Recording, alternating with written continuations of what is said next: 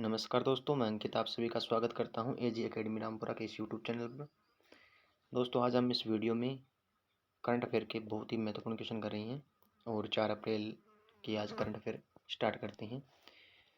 First question है, किस देश में जानवरों के लिए दुनिया का पहला कोविड-19 टीका विकसित किया? अमेरिका, रूस, चीन या जापान?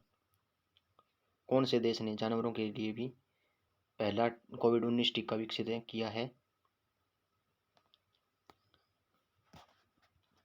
तो रूस ने जानवरों के लिए भी कोविड-19 का जो टीका है वो विकसित किया है।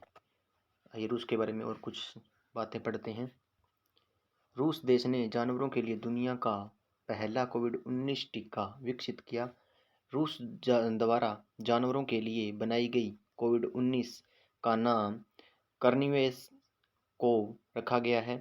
रूस देश में वर्तमान में मनुष्यों के लिए कोरोना वायरस के लिए 3 टीके उपलब्ध कराए गए हैं।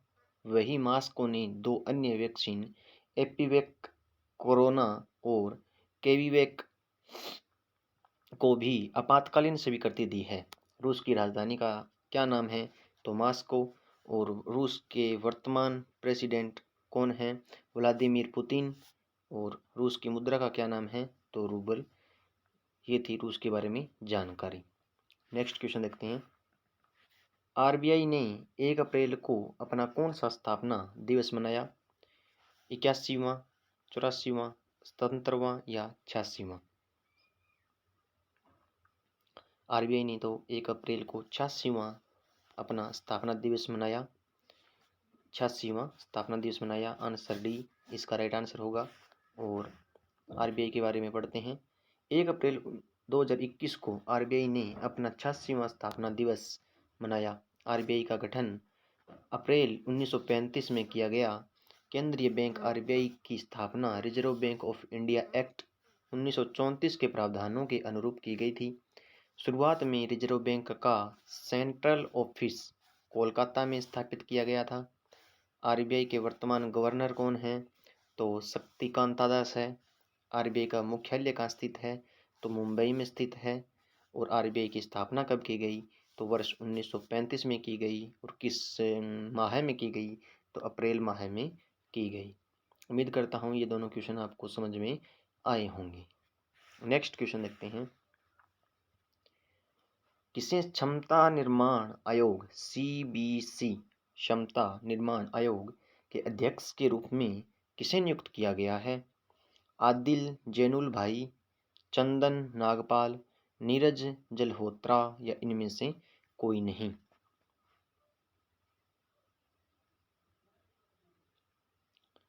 तो क्षमता निर्माण आयोग के अध्यक्ष हैं आदिल जैनुल भाई। ऑप्शन ए हमारा राइट आंसर हो जाएगा। आदिल जैनुल भाई क्षमता निर्माण सीबीसी भी आ सकता है क्वेश्चन में भी। सीबीसी के अध्यक्ष कौन है? तो इनके बारे में पढ़ते हैं। क्षमता निर्माण आयोग सीबीसी के अध्यक्ष के रूप में आदिल जैनुल भाई को नियुक्त किया गया है। आदिल जैनुल भाई भारतीय गुणवत्ता परिषद के पूर्व अध्यक्ष हैं और जिन्होंने सिविल सेवकों को प्रशिक्षित करने के लिए एनपीसीएससीबी जैसे मिशन कर्मयोगी को मंजूरी भी दी थी के लिए जाना जाता है। एनपीसीएससीबी का पूरा नाम national programme for civil services capacity building है।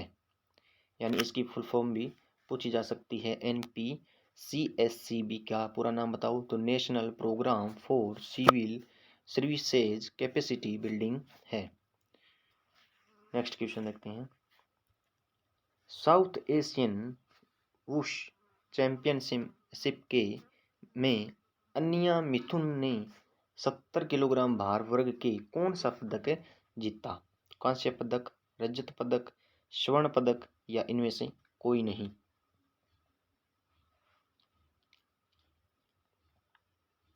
तो उन्होंने स्वर्ण पदक जीता था। 70 किलोग्राम भार का जो वर्ग का है वो स्वर्ण पदक जीता था। ऑप्शन सी राइट हो जाएगा।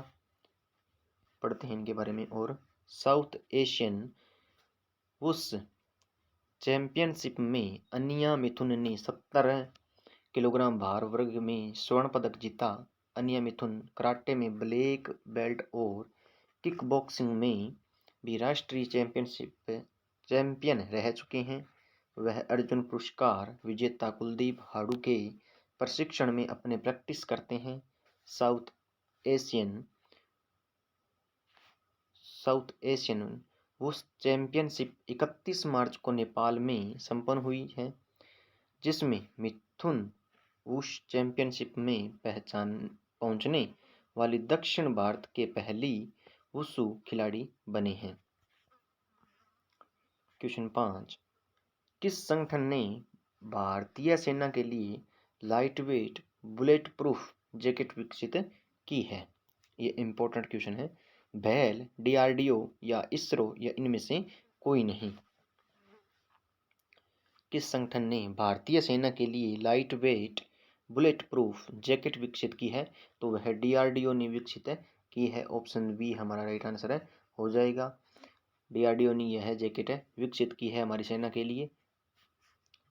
डीआरडीओ ने डीएमएसआरडीई कानपुर के साथ मिलकर light weight bullet proof jacket विकसित की और डीएमएसआरडीई कानपुर डीआरडीओ प्रयोगशाला में विकसित लाइटवेट बुलेट प्रूफ जैकेट का कुल वजन 9 किलोग्राम है, यानी 9 किलोग्राम की है ये। और यह जैकेट बीआईएस मानकों को पूरा करती है और front hard armour panel jacket का टीबीआरएल चंडीगढ़ में सफलतापूर्वक प्रशिक्षण भी किया गया है। नेक्स्ट क्वेश्चन देखते हैं। लॉन्च पुस्तक सुपारी पालन के लेखक कौन है? तो डॉक्टर शैलेंद्र जोशी, रमेश कुमार गुप्ता, विकास नेहरा या इनमें से कोई नहीं। लॉन्च पुस्तक है जो सुपारी पालन है, उसके लेखक कौन है? तो डॉक्टर शैलेंद्र जोशी इसके सुपारी पालन के लेखक हैं। ऑप्शन ए हमारा राइट हो जाएगा। लेखक एवं सेवानिवृत्त सिविल सेवक डॉक्टर शैलेंद्र जोशी ने अपनी नई पुस्तक सुपारी पालन लॉन्च की।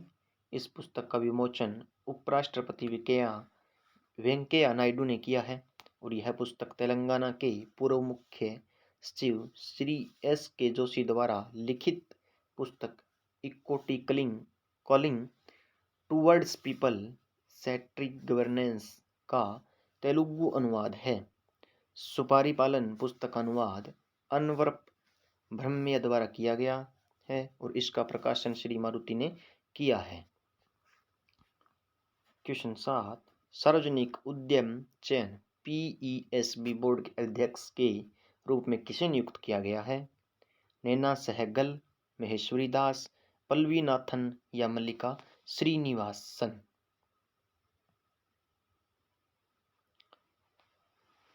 सार्वजनिक उद्यम चयन पीईएसबी बोर्ड के अध्यक्ष के रूप में किसे नियुक्त किया गया है? तो मल्लिका श्रीनिवासन को नियुक्त किया गया है। सार्वजनिक उद्यम चयन पीईएसबी बोर्ड के अध्यक्ष के रूप में मल्लिका श्रीनिवासन को नियुक्त किया गया। मल्लिका श्रीनिवासन वर्तमान में tractor and farm development TAFE limited के अध्यक्ष और प्रबंध निर्देशक के पद पर कार्यरत हैं। सार्वजनिक उद्यम चयन पीईएसबी बोर्ड के इतिहास में पहली बार ऐसा हुआ है जिसमें निजी क्षेत्र के विशेषज्ञ को पीईएसबी का अध्यक्ष चुना गया है। नेक्स्ट क्वेश्चन देखते हैं। क्वेश्चन 8, फीफा महिला विश्व कप 2023 की मेजबानी कौन सा देश करेगा, यानी कहाँ पर होंगे ये? ऑस्ट्रेलिया, न्यूजीलैंड, ऑप्शन ए और बी या जापान।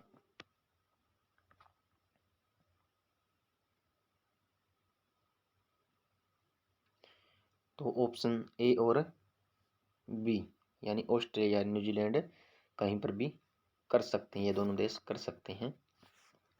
ऑस्ट्रेलिया और न्यूजीलैंड देश फीफा महिला विश्व कप वर्ष 2023 की मेजबानी करेगा। फीफा महिला विश्व कप 10 जुलाई 2023 से 20 अगस्त 2023 तक आयोजित कराया जाएगा। फीफा ने गुरुवार को इसकी औपचारिक घोषणा की और महिला विश्व कप में 2023 में पहली बार 24 टीमों की वजह 32 टीमें इस टूर्नामेंट में हिस्सा लेंगी। उम्मीद करता हूँ ये क्वेश्चन आपको समझ में आया होगा। चलिए नेक्स्ट क्वेश्चन देखते हैं। किस देश के राष्ट्रपति ने तीसरे लॉकडाउन की घोषणा की है? फ्रांस, मलेशिया या रूस या जापान? यानी कौन से देश के राष्ट्रपति ने तीसरे लॉकडाउन यानी लॉकडाउन वहां पर लगाया गया है? तो फ्रांस देश के राष्ट्रपति ने लॉकडाउन की घोषणा की है। ऑप्शन ए हमारा राइट आंसर हो जाएगा। फ्रांस देश के राष्ट्रपति एमेनुएल मैक्रों ने कोरोना के कहर को मद्देनजर रखते हुए तीसरी बार फ्रांस में लॉकडाउन लगाने की घोषणा करी। एमेनुएल मैक्रों ने फ्रांस में अगले 4 हफ्तों तक लॉकडाउन के निर्देश पारित किए हैं। उन्होंने अपने देश की अर्थव्यवस्था को बचाने के उद्देश्य से इस लॉकडाउन का लागू किया है। फ्रांस की राजधानी का क्या नाम है? पेरिस। और फ्रांस के वर्तमान प्रधानमंत्री कौन हैं? Jean Castex. और फ्रांस के वर्तमान राष्ट्रपति कौन हैं? तो एमेल मैक्रों फ्रांस के राष्ट्रपति हैं। 10 मार्च 2021 में भारत का जीएसटी रिवेन्यू कलेक्शन कितने करोड़ रुपए रहा? 1.11 लाख करोड़ रुपए, 1.23 लाख करोड़ रुपए, 1.17 लाख करोड़ रुपए, 1.20 लाख करोड़ रुपए। तो क्वेश्चन 10 का राइट आंसर हो जाएगा 1.23 लाख करोड़ रुपए, यानी जीएसटी रिवेन्यू कलेक्शन रहा है हमारा। मार्च 2021 में भारत का GST revenue collection 1.23 lakh crore रुपए रहा। और वही मार्च 2021 में सकल जीएसटी राजस्व 1.23,902 करोड़ रुपए की रिकॉर्ड पर पहुंचा। पिछले 6 महीनों की तुलना के अनुसार यह जीएसटी कलेक्शन सबसे अधिक है। उसमें सीजीएसटी 22,973 करोड़ रुपए, एसजीएसटी 29,329 करोड़ रुपए, आईजीएसटी 62,842 करोड़ रुपए और उपकर 8,757 करोड़ रुपए मुख्यतः शामिल है। ये थे आज के 10 क्वेश्चन। उम्मीद करता हूँ ये सभी क्वेश्चन आपको समझ में आए होंगे, हेल्पफुल रहे होंगे। और चैनल को ज़्यादा से ज़्यादा सब्सक्राइब करना और बेल आइकन को भी प्रेस कर लेना ताकि नोटिफिकेशन आपके पास पहुंचता रहे। और वीडियो को भी लाइक और कमेंट जरूर कर देना और अपने यार दोस्तों के साथ भी शेयर जरूर करना। और मिलते हैं हम नेक्स्ट वीडियो के साथ।